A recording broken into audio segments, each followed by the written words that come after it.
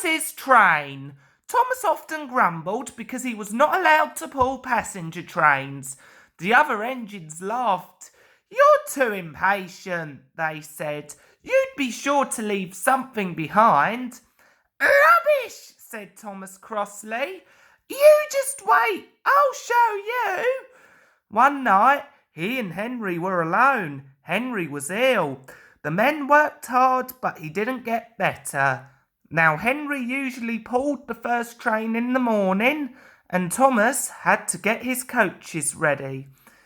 "If Henry is ill," he thought, "perhaps I shall pull his train." Thomas ran to find the coaches. Come along," he fussed. There's plenty of time, grumbled the coaches.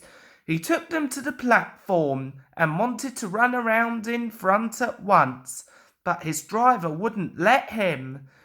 "Don't be impatient, Thomas," he said. So Thomas waited and waited. The people got in. The guard and station master walked up and down. The porters banged the doors, and still Henry didn't come.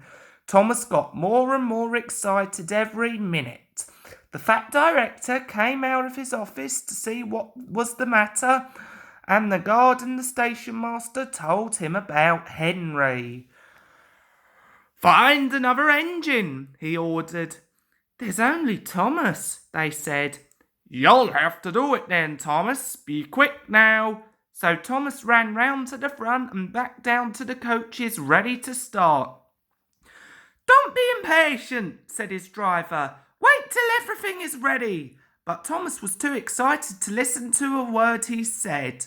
What happened then, no one knows. Perhaps they forgot to couple Thomas to the train. Perhaps Thomas was too impatient to wait until they were ready. Or perhaps his driver pulled the lever by mistake. Anyhow, Thomas started. People shouted and waved at him, but he didn't stop. "They're waving because I'm such a splendid engine," he thought importantly. "Henry says it's hard to pull trains, but I think it's easy." "Hurry, hurry, hurry," he puffed, pretending to be like Gordon. As he passed the first signal box, he saw the men leaning out, waving and shouting. "They're pleased to see me," he thought. "They've never seen me pulling a train before. It's nice of them to wave."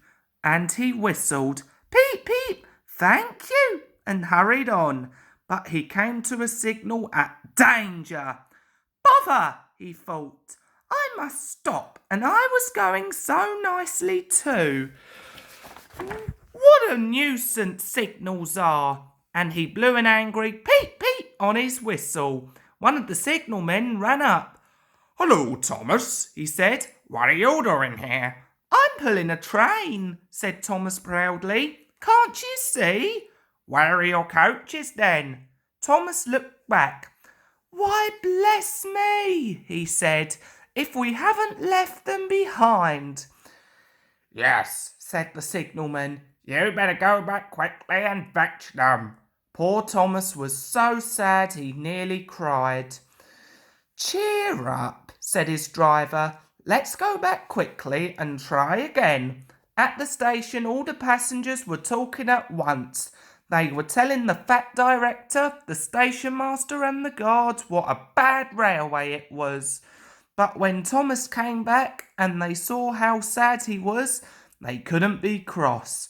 So they coupled him to the train, and this time he really pulled it.